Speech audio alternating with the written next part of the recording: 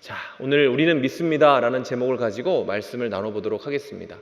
제가 우리 청년 공동체를 꼭 칭찬하고 싶은 것은 우리 7월 달에 여름 성경학교와 수련회가 있었잖아요. 거기에 열심히 헌신해 주셔서 우리 미래 세대를 위해서 같이 기도해 주시고 같이 사역할 수 있게 해주셔서 여러분 너무나 자랑스럽고 또 너무나 귀한 것 같습니다.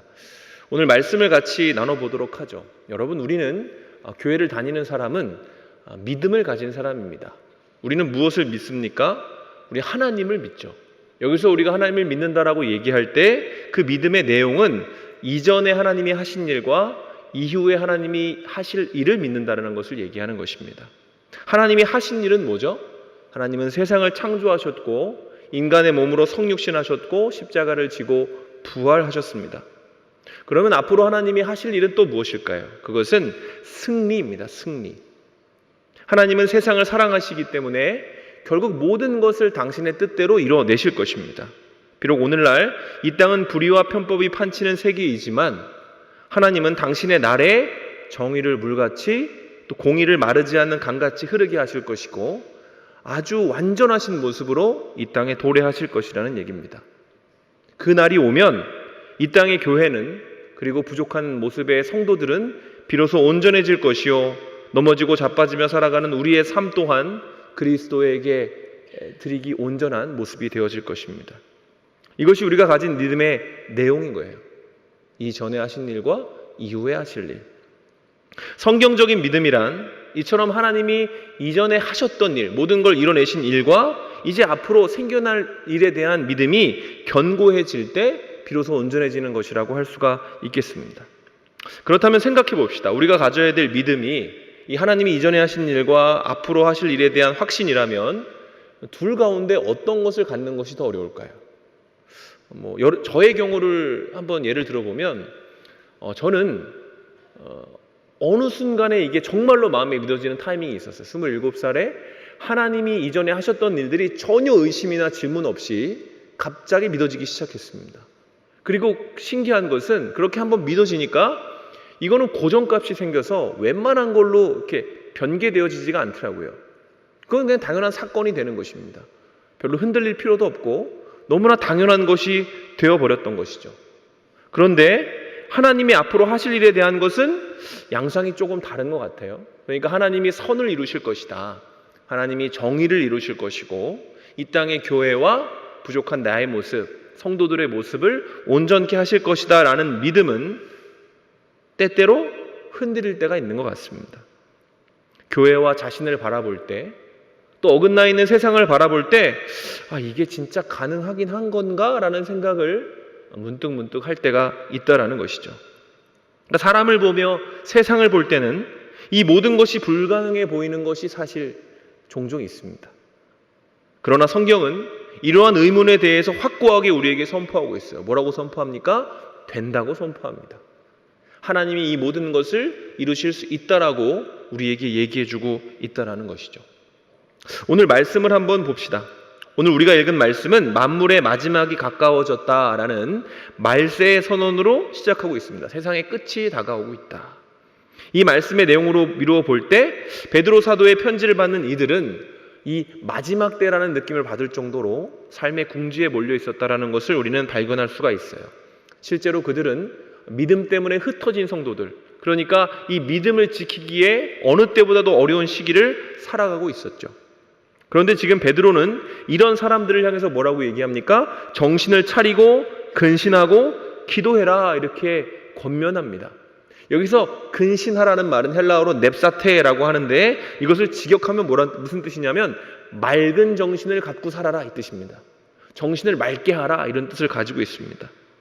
그러니까 베드로는 그의 허탈함과 절망감에 휩싸인 신자들을 향해서 그 혼미해지는 사람들을 향해서 정신 똑바로 차려라. 정신을 맑게 해라. 흐리지 말아라. 이렇게 얘기를 하고 있는 것이죠.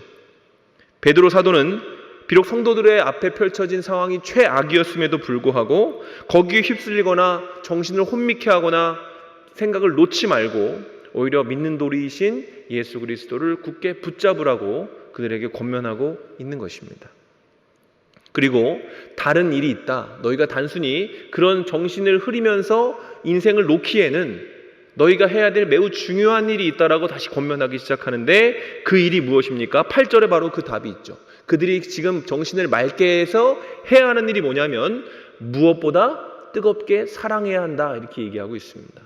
우리가 정신을 차리고 더 기도에 힘써야 하는 이유는 근신하면서 맑은 정신으로 살아가야 하는 이유는 내 앞에 펼쳐진 환경이 아무리 엉망진창이라고 해도 성도가 사랑해야 한다라는 그 사명은 전혀 변하지 않았기 때문에 그런 것입니다.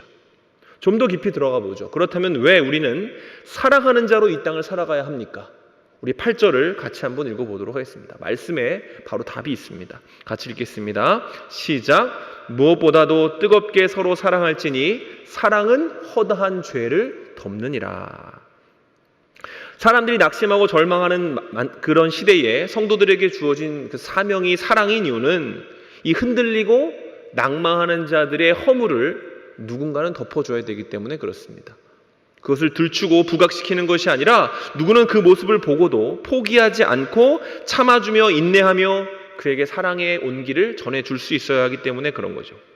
여러분, 그 사명을 하나님은 성도들에게, 교회에게 맡기신 것입니다. 하나님은 우리에게 굉장히 큰 기대를 가지고 계십니다. 하나님이 우리에게 믿음을 주신 까닭은 나만 예수님 잘 믿고 너만 천국에 잘 오면 된다가 아닙니다. 하나님이 우리를 구원하실 때 하나님의 계획은 우리가 1인분의 삶을 살면서 아둥바둥하는 것이 아니라 우리의 인생이 하늘의 미랄이 되어서 100배, 1000배의 결실을 맺기를, 우리의 인생이 100인분, 1000인분으로 확장되기를 하나님이 바라신다는 것이죠. 마태복음 24장에 보면 예수님이 친히 말세에 어떤 일이 있는지에 대해서 제자들에게 말씀하신 장면이 나옵니다. 예수님이 감람산에 올라가서 기도하실 때 제자들이 예수님께 물었습니다. 말세가 되면, 마지막 때가 되면 어떤 일이 일어납니까? 그때 예수님이 길게 설교를 하셨는데 그 내용을 요약하면 이렇습니다. 말세에는 곳곳에서 그리스도라는 사람이 나와서 사람들을 미혹하고 난리와 전쟁과 기근과 지진의 소식이 들려오고 사람들이 교회를 핍박하고 미워해서 많은 사람들이 실족하게 될 것이다. 여러분, 이게 마지막 때의 풍경이에요. 말세의 풍경. 사람들이 미혹되고 온갖 불안한 뉴스들 때문에 내 마음 또한 불안해지고 그 혼란과 불안을 다독이며 오히려 사람들을 일으켜야 될 교회가 미움을 받고 박해를 받다 보니 힘을 잃고 사람들이 실족할 때 누구도 붙잡아 줄 수 없을 것이다. 그리고 이러한 혼란과 불안, 피난처가 없는 삶은 세상의 실로 무시무시한 재앙을 가지고 오게 되는데 그 재앙의 클라이막스를 예수님은 마태복음 24장 12절에서 이렇게 말씀하셨습니다. 불법이 성함으로 사랑이 식어지리라. 이게 진짜 재앙의 클라이막스예요. 전쟁과 기근과 미혹의 소문이 아니라 불법이 성행함으로 사람들의 마음이 차갑게 식어질 것이다. 혼란과 불안이 만들어낼 불안의 정체, 사랑의 식어짐으로 생겨나는 불법을 한마디로 정의하면 이렇습니다. 이기심. 인간이 더욱더 이기적으로 변할 것이다. 바울 또한 디모데후서 3장 1절로부터 4절에서 말세의 마지막 때의 징조를 나열했는데 그 구절을 제가 읽어드리면 이렇습니다. 너희는 이것을 알라. 말세에 고통당하는 때가 이르러 사람들이 자기를 사랑하며 돈을 사랑하며 자랑하며 교만하며 비방하며 부모를 거역하며 감사하지 아니하며 거룩하지 아니하며 무정하며 원통함을 풀지 아니하며 모함하며 절제하지 못하며 사나우며 선한 것을 좋아하지 아니하며 배신하며 조급하며 자만하며 쾌락을 사랑하기를 하나님 사랑하는 것보다 더하며. 여러분, 마지막 때 이 재앙, 앞으로 많은 것들을 얘기했지만 이전에 원인이 뭐라고요? 사람들이 자기를 사랑하게 된다. 이게 시작입니다.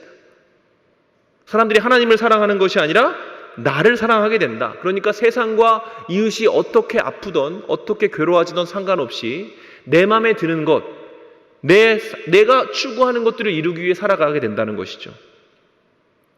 누군가가 그랬습니다. 인간에게 이기적인 유전자가 있다.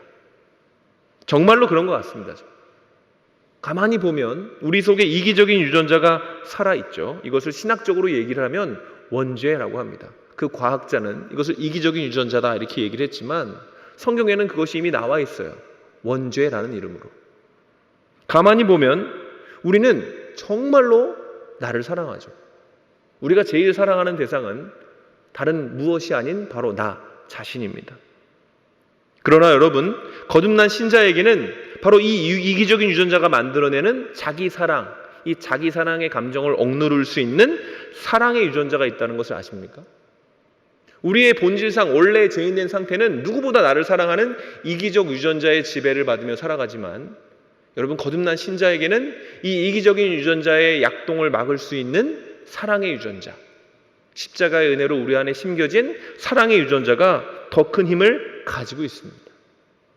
하나님은 거듭난 우리에게 그 하나님의 자녀라는 신분에 걸맞는 삶을 살라고 사랑할 수 있는 능력, 섬길 수 있는 힘을 가진 그 사랑의 유전자를 우리 안에 넣어주신 것이죠. 그래서 하나님의 뜻대로 사는 사람은 창조된 본래의 모습을 회복하며 살아갈 줄 아는 사람입니다. 위로는 하나님을 사랑하고 옆으로는 내 이웃을 사랑하며 살아가게 되는 것이죠. 사실 하나님이 창조하신 본래의 인간은 이런 이기적인 유전자를 가지고 있지 않았어요. 원래는 서로 사랑하며 살았죠. 그러니까 하나님의 법칙 안에서 합법은 뭐냐면 사랑하며 사는 것입니다. 그런데 돌연 우리 가운데 죄로 인한 이기적 유전자가 생겨나게 되면서 우리는 하나님이 합법이라 행하신 그 사랑의 모습으로 살아가는 것이 아니라 하나님이 불법이라 지정하신 이기심을 가지고 나를 위해서 나만을 추구하며 살아가게 되었다. 근데 마지막 때에는 이 불법이, 하나님이 불법이라 하신 이 이기심이 걷잡을 수 없이 강화되는 시대라는 거예요. 가정, 학교, 사회, 문화 할 거 없이 모든 영역에서 섬김과 희생, 헌신, 사랑이라는 가치가 조롱받게 될 것입니다. 사람들은 자기 안에 내재된 그 죄의 유전자, 이기적 유전자의 힘을 도저히 극복하지 못하고요. 가장 중요한 것이 내 기분, 내 기준, 내 유익이 될 거라는 얘기예요. 그러니까 내 기분, 내 기준, 내 유익이 가장 중요하니까 경계하고 의심하고 불신하다가 결국 어디를 봐도 하나님의 형상이라는 것을 발견하지 못할 정도로 일그러진 삶을 살게 될 거라는 얘기죠. 요즘 세상을 보십시오. 얼마나 자기가 중요합니까? 그죠? 내 기분 때문에 누군가를 찔러 죽이기도 합니다. 내 상황 때문에 상황을 비관하면서 누군가를 아프게 하는 것을 너무나 쉽게 하는 세상을 우리가 바라보지 않습니까? 그런데도 사람들이 갈수록 세상이 삭막해진다, 각박해진다 그러잖아요. 근데 그러면서 사람들은 처세술, 노하우라는 말을 계속 얘기를 하면서 자기가 가지고 있는 이기심을 구현할 수 있는 구체적이고 당위성을 가진 이론들을 점점 확장시키고 있어요. 그러니까 분명히 잘못된 행동이고 분명히 하나님이 안 좋아하실 행동인데 사람들은 이게 처세술이다 혹은 이게 노하우다 이렇게 얘기하면서 젊은 세대들한테 그렇게 살아야 된다고 얘기하고 있다는 것이죠. 그런데 여러분, 진짜 문제가 뭔지 아십니까? 세상이 뭐라고 말하는 게 중요한 게 아닙니다. 문제는 신자도 정신을 못 차리고 그들의 말처럼 한다는 거예요. 처세술을 배우기 위해서, 생존의 노하우를 쌓기 위해서 교회에서는 교회의 모습대로, 세상에서는 세상의 모습으로 정신없이 살아가고 있다라는 것입니다. 그리고 그런 모습이 반복되다 보면 우리 또한 세상 사람처럼 의심하고 불신하다가 결국 세상의 풍경에 압도되어서 하나님을 바라보지 못하는 어긋난 삶을 살아가게 되는 것입니다. 여러분, 세상이 점점 어그러지는 데에는 분명한 원인이 있습니다. 제가 보기에는. 그 원인은 위정자들이 잘못된 정치를 하기 때문이 아닙니다. 세상의 인플레이션이 심해지고 먹고 살기가 힘들어지면서 우리의 삶이 더욱더 각박해지기 때문도 아닙니다. 세상이 혼란해지고 있는 이유는 교회에게 있습니다. 교회가 자기의 역할을 하지 못하기 때문에 마지막 때에 정신을 차리고 근신하며 기도함으로 사랑의 마음을 갖는 사명을 등한시하고 있기 때문에 이 반전을 일으킬 재료가 존재하지 않는 것입니다. 세상 가운데. 여러분, 미련한 제가 보기에도 성경의 말씀은 그대로 이루어지고 있습니다. 만물의 마지막 때가 가까워져 오고 있어요. 이때 하나님을 믿는 우리는 무엇을 해야 할까요? 생존을 위해서, 더 좋은 자리를 차지하기 위해서, 나를 위해서, 내 꿈을 성취하기 위해서 내가 가지고 있는 모든 시간과 달란트와 에너지를 쏟아 부어야 합니까? 여러분, 그럴 수 없습니다. 진리를 가진 사람이라면 예수님을 만난 사람이라면 그렇게 사는 것이 편할 리가 없습니다. 베드로는 흩어진 나그네와 같은 이들에게 이 편지를 썼습니다. 그들은 예수님을 믿다가 가지고 있는 모든 것들을 잃어버렸고 그렇게 그들의 세상은 마치 끝난 것처럼 보일 정도로 박해와 유린을 당했습니다. 앞에 아무것도 보이지 않는 상황, 그리고 하나님이 정말로 뭘 하실 수 있는지 기대할 수 없는 상황 가운데에서 어쩌면 하나님을 기대하는 것 자체가 그들의 인생의 사치처럼 여겨지는 그 상황 가운데 던져진 사람들입니다. 그렇다면 그들에게 필요한 건 위로 아니겠습니까? 그래, 너 얼마나 힘든지 내가 안다. 너 너무 괴롭지? 그래, 내가 네 마음을 안다. 이런 게 먼저 아닐까요? 근데 사도 베드로는 뭐라고 합니까? 그들을 다시 사명으로 밀어붙이고 있어요. 그들의 생각이 세상에게 잡아먹혀서 정신을 차리지 못하고 자기 연민으로 빠지지 않을 수 있도록 오히려 그들에게 근신하며 깨어서 기도하여 사랑의 사명을 쟁취하라고 얘기하고 있는 것입니다. 베드로는 그럼 왜 이렇게까지 하는 것일까요? 누구보다 그들을 사랑하고 누구보다 그들을 아꼈던 베드로는 왜 그들에게 이런 것을 요구하는 것입니까? 그것은 베드로 자신이 바로 이러한 예수 그리스도의 권면을 통해 살아났던 체험을 가지고 있기 때문에 그렇습니다. 베드로가 경험한 체험은 크게 두 가지 정도가 있을 겁니다. 먼저 첫 번째 체험은 예수님으로부터 받은 체험이었는데요. 베드로가 예수님을 어떻게 배반했는지 여러분 잘 아시죠? 그는 수제자였고 이 전날에 나는 주를 위해서 죽을 수 있습니다 라고 얘기했던 사람입니다. 근데 정작 로마 군병들이 다가와서 예수님을 채찍으로 때리고 괴롭히는 걸 보니까 마음에 공포심이 싹트기 시작했어요. 누가 안 그랬겠습니까? 그렇죠? 누가 안 그랬겠어요? 근데 베드로는 이 무서운 감정을 잘 다스리지 못하고 예수님의 말씀대로 3번이나 예수님을 부인하고 예수님을 저주하기까지 합니다. 누가복음에 보면 이 장면이 정말 디테일하게 나와 있는데 그 장면을 제가 읽어드리겠습니다. 누가복음 22장 60절로 62절의 구절입니다. 베드로가 이르되 이 사람아 나는 내가 하는 말을 알지 못하노라. 아직 말하고 있을 때에 닭이 울더라. 주께서 돌이켜 베드로를 보시니 베드로가 주의 말씀 곧 오늘 닭 울기 전에 네가 나를 3번 부인하리라 하심이 생각나서 밖에 나가서 심히 통곡하니라. 여러분, 베드로는 예수님을 부인했어요. 다른 복음서에는 그냥 부인했다 이렇게 써져 있는데 이 헬라 사람이었던 그 누가는 이 내용을 굉장히 디테일하게 적어놓고 있습니다. 아주 장면의 시차를 좁혀서 설명하고 있어요. 그러니까 베드로가 3번 부인을 했는데 마지막에 예수님을 부인했을 때에 예수님이 말씀하신 것처럼 닭이 울었습니다. 네가 닭이 울기 전에 3번 나를 부인하리라. 그리고 여기서 바로 이어서 예수님이 어떻게 하셨습니까? 돌이켜 베드로를 보셨다 이렇게 되어져 있습니다. 그러니까 베드로가 이제 막 나는 저런 인간 알지도 못하고 나랑 저런 인간을 엮지도 마십시오 하는데 주님이 돌이켜 보신 거죠. 이 말은 뭘 뜻합니까? 베드로의 말을 누가 들으셨다? 예수님이 들으셨다라는 얘기입니다. 그러니까 그 말은 그 정도 가까이에서 예수님이 들을 수 있는 아주 근거리에서 베드로가 자기의 공포심에 휩싸여서 예수님을 바라보지 못하고 자기의 감정과 두려움에 휩싸여서 정신을 잃고 예수님을 부인한 겁니다. 그런데 놀라운 것은 예수님이 돌이켜 보신 이후에 베드로의 반응입니다. 베드로가 어떻게 했냐면 예수님이 돌이켜 보시고 그 눈이 마주치자 더 이상 그 자리를 지키지 못하고 성 밖으로 나가서 심히 통곡했다. 원어로 보면 창자가 끊어지는 것 같이 고통스럽게 울었다 이렇게 되어져 있습니다. 베드로는 왜 그렇게 울었을까요? 그것은 베드로를 돌이켜보신 예수님의 시선 때문이었습니다. 그 시선은 어떤 시선이었을까?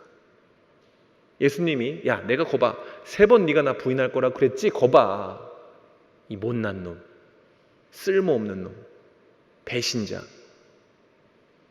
이렇게 느껴지는 시선으로 베드로를 봤다면 베드로는 유다 같은 길을 걷지 않았을까요? 그런데 예수님의 시선에서는 다른 것이 있었던 것입니다. 저는 확신합니다. 예수님의 눈빛은 책망이 아니었을 거라고 생각을 해요.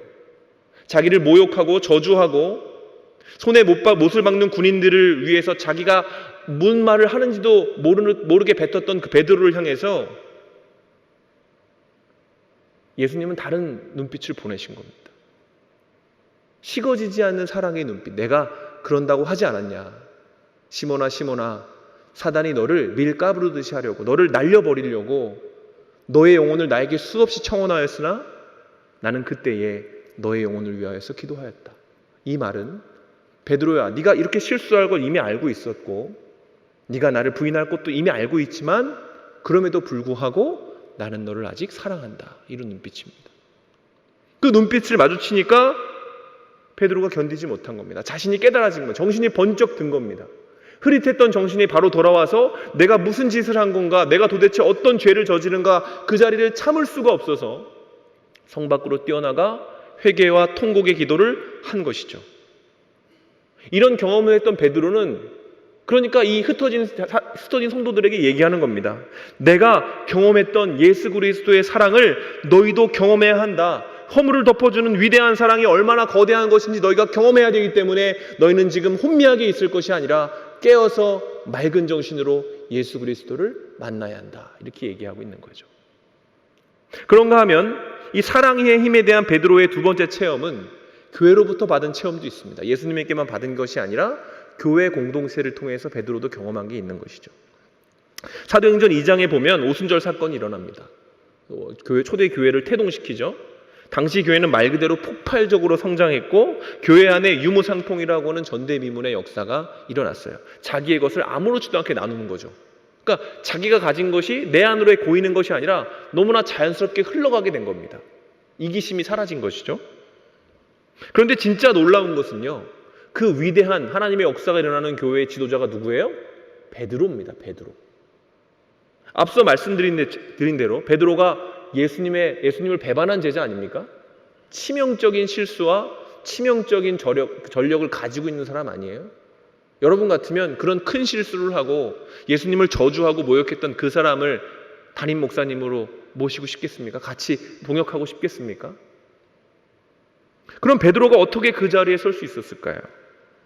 제자로서 경력이 있었기 때문에 아무리 예수님을 배신했지만 그래도 베드로가 예수님 살아계셨을 때 항상 우편에 있었기 때문이야. 아니죠. 오히려 이런 전력으로 따지면 그래도 끝까지 의리를 지킨 요한이 있고요. 담대하게 빌라도에게 나아가서 예수님의 시체를 요구했던 아리마대 요셉이 더 합당할 겁니다. 그럼 특별한 능력이 있었기 때문에 베드로는 막 눈이 먼 자를 막 낫게 하기도 하고 특별한 은사가 있었어. 그러니까 그 능력으로 지도자가 된 거지. 그것도 아닙니다, 여러분. 오순절 성령 강림이 베드로에게만 임했습니까? 120문도에게 내렸습니다.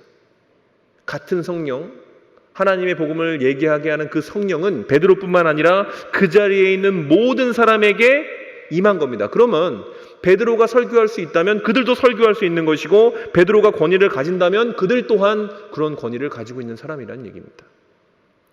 그러나 그들이 그렇게 하지 않았던 것이죠. 성령을 받은 그들은 누가 큰지 다투지 않았습니다.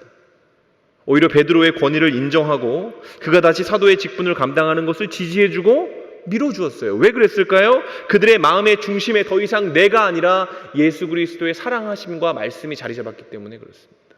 내가 얼마나 큰지, 내가 어떤 영향력을 가져야 되는지를 고민하지 않고 그들이 하나님의 말씀을 기억한 거죠. 베드로에게 천국의 열쇠를 주셨어. 베드로를 반석이라 하셨어. 베드로, 예수님께 사랑받았던 그 사람, 하나님이 저 위에 교회를 세우겠다고 말씀하신 그 말씀을 그들이 인정하고 받아들인 것입니다. 그러니까 그들은 사실 베드로를 세운 것이 아니라 하나님의 말씀을 세운 것이죠. 주님의 말씀을 기억해서 그가 본으로 보여주신 큰 사랑을 베드로에게 부어준 것입니다. 교회 공동체가 한 마음이 되어서 이 배신자 베드로를 지도자 베드로로 바꾸어 넣었다는 것이죠. 여러분, 어쩌면 우리에게 필요한 것은 바로 이러한 체험일 수 있습니다. 우리가 살고 있는 이 시대는 태평성대 아닙니다, 여러분. 특히나 청년들이 살아가는 시대는 결코 그렇지가 않죠. 이 시대에게 우리에게 필요한 사명은 그래서 일단 정신을 차리는 겁니다. 유혹이 너무 많잖아요, 그죠? 미혹이 너무 많잖아요. 우리를 불안케 하는 흉흉한 소문들도 많고, 건강한 교회보다는 우리가 세워나가야 될 교회의 모습이 더 많이 보일 때가 있지 않습니까? 우리의 마음을 혼미케 하고 우리의 정신을 흐릿하게 만드는 수많은 요소들이 존재하지 않습니까? 그래서 우리의 사명이 있다면 정신을 차리고 근신하며 기도하는 것입니다. 무엇을 위해서? 뜨겁게 사랑하기 위해서 그렇게 해야 합니다. 그 사랑을 감당함으로 이 세상 가운데 아파하는 사람들의 허물을 덮어주기 위해서 우리가 그 사명을 감당하는 체험을 우리가 해야 된다는 것이죠. 그 체험은 무엇입니까? 첫 번째, 예수님을 만나야 되는 겁니다. 예수님을 만나야 돼요, 우리도. 베드로가 그 예수님의 시선을 받던 것처럼 우리 또한 예수님을 만나야 됩니다. 여러분, 사랑은 절대로 머리로 할 수 있는 게 아닙니다. 억지로 못합니다. 의지적으로 의식적으로 사랑하는 사람은 한계를 가진 사랑을 할 수밖에 없고 그 한계는 결국 고갈될 수밖에 없어요. 어렸을 때 예수님을 믿었어도 예수님을 제대로 만나지 않으면 사랑할 수 없습니다. 저는 굉장히 이기적인 사람이거든요. 제가 27에 회심을 했다고 많이 말씀을 드렸잖아요. 26살 때까지는 머리로 신학도 다 알고 있었고 많은 것들을 알고 있었지만 제 성품은 근본적으로 이기적이었습니다. 제 중심, 내 기분, 내 기준. 그래서 늘 누군가를 욕하고 뭔가 항상 불만이 있고 뭔가 항상 비판적인 시각으로 회의적인 눈을 가지고 교회를 바라봤던 것 같습니다. 근데 예수님을 만나니까 그게 좀 달라지더라고요. 반전이 일어나더라고요.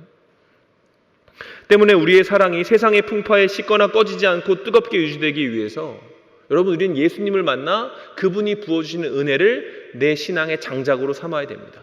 내가 가지고 있는 신학적 지식이나 내가 하고 있는 봉사의 이유를 가지고 그 사랑의 불길을 뜨겁게 만들 수 없다라는 거예요.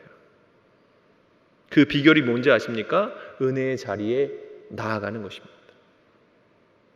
그냥 머리로 배우고 혼자서 고민하는 것이 아니라 성령님이 부어주시는 그 오순절 성령 강림처럼 내가 거부할 수 없는 하나님의 기름 부으심을 경험하는 거예요. 그리고 그 기름 부으심을 경험하기 위해 필요한 것이 바로 복음이고 우리가 십자가의 은혜를 온전하게 깨달아야 되는 것입니다. 여러분, 인정할 수 있습니까? 내가 죄인이라 예수님이 십자가에 달려 돌아가셨어. 머리로 말고 가슴으로. 저 십자가를 바라볼 때 저거 원래 내가 매달렸어야 되는 십자가인데 예수님이 매달리셨네 하면서 통곡하며 울어본 적이 있습니까? 머리로 수없이 배워봐야 내가 무슨 죄인인데 내가 무슨 얼마나 많은 죄가 있다고 반문하게 되지 않습니까? 여러분, 주님을 만나면 그런 생각이 싹 사라집니다. 내가 죄인 중에 괴수이고 비방자, 박해자, 폭행자임을 인정하는 것이 전혀 부끄럽지 않고 내가 주 안에서 작은 사람이고 죄인이고 은혜가 필요한 부족한 사람이라는 것을 말하는 것이 전혀 부끄럽지 않게 된다는 거예요. 예수님을 만나면 겸손해지고 그 겸손함을 통해 우리의 삶 가운데 예수님의 자리가 더욱더 만들어진다는 겁니다. 그런가 하면 이 사명을 감당하기 위해서 두 번째 우리가 해야 되는 것은 공동체를 세워나가야 하는 것입니다. 여러분, 사랑의 사명을 감당하기 위해서 우리가 할 수 있는 것은 내가 예수님을 찾는 것도 있지만 내가 속한 공동체를 세우는 것도 있습니다. 아주 구체적으로. 성도는 다른 말로 교회라고 부를 수 있죠. 여러분, 교회란 무엇입니까? 클럽이나 동아리가 아니라 하나님이 묶어주신 가정의 단위입니다. 가정의 단위. 클럽이나 동아리는 왜 나갑니까? 배울 게 있어야. 그죠? 흥미가 있어야 나가는 거죠. 그래서 클럽이나 동아리는 자기 마음에 들어야 다니는 거고요. 아니다 싶으면 안 가는 겁니다. 그러나 가정은 그렇지 않죠, 여러분. 여러분, 부모님을 사랑하는 이유가 있습니까? 여러분이 부모나 그 형제와 자매를 사랑하는 특별한 이유가 있어요? 특별한 이유. 없잖아요. 그죠? 요즘 우리 딸들도 보니까 서로 되게 사랑하는데 작은 애가 혼나잖아요? 그럼 큰 애가 와서 아빠를 말리는 게 아니라 아빠 이건 빼먹었어요. 이렇게 얘기를 합니다. 작은 애도 그럽니다. 근데 또 그래서 서로 막 끌어안고 막 그래요. 내가 너 언니가 너무 좋지? 그러면 조용히 아무 얘기도 하지 않습니다. 여러분, 가족은요 장점보다 단점을 더 많이 알고 있죠. 근데요 누구보다 사랑하는 대상은 가족입니다. 매력이 있고 볼만한 게 있고 배울 만한 게 있어서 사랑하는 게 아니라 가족이니까, 내 형제고 내 자매니까 사랑하는 겁니다. 여러분, 이게 교회의 모습이에요. 하나님이 디자인하신 교회. 오늘날 교회에 대한 인식은 클럽이나 동아리처럼 보일 때가 많이 있어요. 그렇죠? 배울 것이 있어야 교회 나가지. 내 마음에 드는 사람이 있어야 나가지. 나 저 사람 때문에 가기 싫어. 그러나 여러분, 이것을 믿으십시오. 우리가 교회를 선택한 것이 아니라 하나님이 이 교회에 우리를 던지신 것입니다. 세상에 완벽한 가정이 없듯이 완벽한 교회 또한 존재하지 않습니다. 완벽하다면 정말 좋겠죠. 근데 아닐 가능성이 높습니다. 일단 내가 속해져 있기 때문에 완벽할 수 없습니다. 완벽한 교회를 쫓아간다 할지라도 내가 가는 순간 불완전한 공동체가 되는 거죠. 그럼에도 우리가 해야 할 일은 그런 교회를 사랑하는 거죠. 하나님이 나를 이곳에 심으셨다. 내가 이곳에 지체로 세워져야 한다라고 생각하면서 내 곁에 있는 사람을 사랑하는 겁니다. 요즘 교회에 대한, 그리고 목회자와 성도들에 대한 실망스러운 소리가 들려올 때 제가 달라진 것이 있다면 예전에는 그게 그렇게 화가 나더라고요. 그게 그렇게 막 밤잠을 설칠 정도로 야, 이런 실수를 했다고? 이런 잘못을 했다고? 하면서 잠을 못 잤는데 지금은 그러려니 합니다. 그럴 수도 있지. 속상하고 아프고 괴롭지만 그럴수록 제 마음에 드는 생각은 뭐냐면 나는 그러지 말아야겠다. 나라도 그러지 말아야겠다. 이런 생각이 더 강합니다. 그들을 비판하거나 그들을 미워할 시간이 없어요. 왜냐하면 그 미움과 비판의 생각들이 내 마음을 혼미케 하기 때문에 그렇습니다. 여러분, 우리가 해야 되는 공동체를 세우는 마음은 무엇입니까? 흔들리지 말고 정신을 차리고 근신하며 기도하는 것입니다. 무엇을 위해서? 공동체를 위해서. 공동체에 자랑할 부분만 바라보는 것이 아니라 부족한 부분을 바라보면서 비방하는 말과 낙심과 회의를 조장하는 모습을 보면서 동요하지 않는 것입니다. 세상이 쫙쫙 갈라진다고 해도 여러분, 교회는 그렇게 갈라질 필요가 없는 것이죠. 우리 한 사람 한 사람이 그 균열의 일부가 될 필요도 없는 것입니다. 그래서 저는 이렇게 믿습니다. 이 교회에 필요한 것은 날선 비판을 잘할 수 있는 학자의 혀가 아니라 모든 허물을 덮어줄 수 있는 어머니의 사랑과 같은 마음이다. 말씀을 마치겠습니다. 여러분, 만물의 마지막이 가까워져 있죠. 그렇죠? 가만히 돌아보면 점점 주님 오실 날이 가까워지고 있습니다. 우리를 미혹하고 낙심하게 만드는 여러 가지 세상의 위협이 우리를 포위하고 있는 것 같습니다. 그러나 낙심하거나 포기하지 말고 더 정신을 바짝 차리고 맑은 정신으로 기도의 자리, 예배의 자리를 지켜내며 우리를 만나주실 예수님을 기다려야 할 것입니다. 힘들고 피곤해도, 우리가 너무나 지치고 나 자신에게 실망한다고 해도 그 사명을 지켜내야 하는 이유는 우리가 어떤 모습이라 할지라도 하나님이 우리에게 기대하고 계시고 그 기대를 하나님이 이루실 것을 우리가 믿고 있기 때문에 그렇습니다. 우리는 무엇을 믿습니까, 여러분? 우리는 전능하사 천지를 만드신 하나님 아버지를 믿습니다. 우리 주 예수 그리스도가 그의 외아들 독생자이시며 우리를 위해 십자가에 달려 돌아가시고 부활하신 분이심을 믿습니다. 그리고 그 주님이 하늘에 오르사 전능하신 하나님의 우편에 앉아 계시다가 산자와 죽은 자를 심판하러 오실 것을 우리가 믿고 있지 않습니까?